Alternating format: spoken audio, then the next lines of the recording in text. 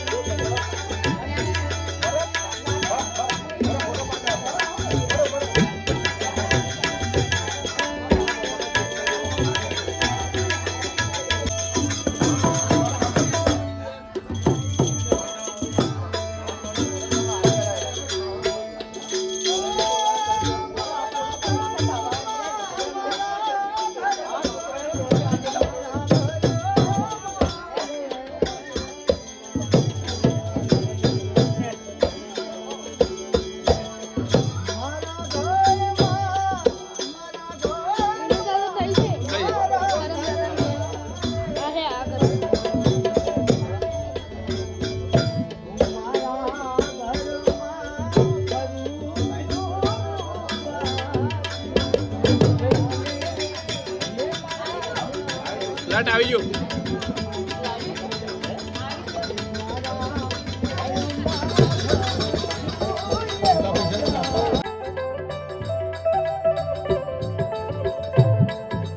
કરવા આપણા ગુરુજીનું સાચા સતગુરુનો બતાવે ગરા બતાવે ગરા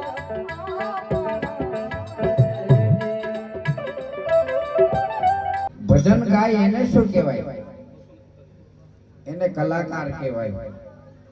ભજન જેનામાંથી પ્રગટે એને શું કહેવાય?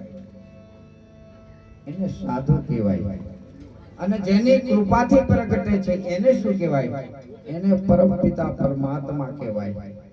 સાહેબે બહુ સરસ વાત કરી છે કે ગાવે કથે વિચારે નહીં અન જાને કો દોહા કહે કબીર પારસ પરસે બિન જસ પાહન ભીતર લોહા.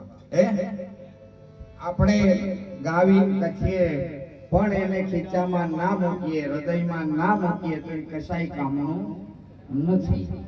એટલા માટે અને અહીં જેટલા બિરાજમાન છે સંત સભામાં એમને ભક્તિ જ્ઞાનનું ફળ તો 101% મળશે.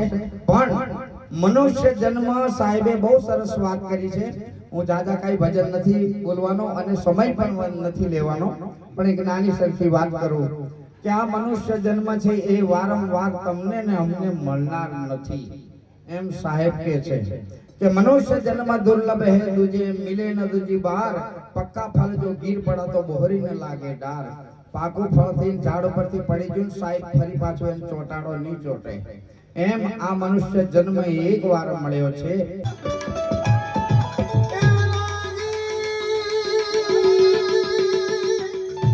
ભાઈ ભાઈ મારા